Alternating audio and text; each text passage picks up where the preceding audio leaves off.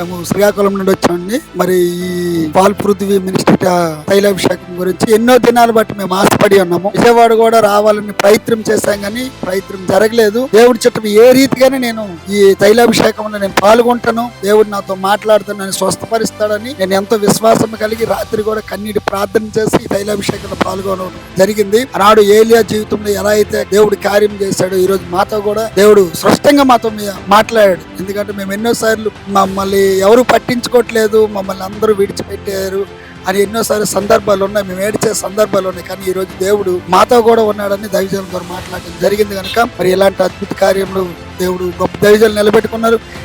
ఈ స్థలమే కాదు, మేము ప్రార్థన చేశాము. ఇక్కడే కాదు, ఇంకా శ్రీకాకుళం కూడా రావాలి. ఇంకా అనేక మంది ఇలాంటి విషయాల ద్వారా బలపరచబడాలి, అనేక మంది రోగులు స్వస్థపరచబడాలి, అనేకమైన నశించిపోతున్న ఆత్మలు రక్షింపబడాలని మేము దేవుణ్ణి ప్రార్థిస్తున్నాము. ఈ సాక్ష్యం దేవుడు దీవించునుగా.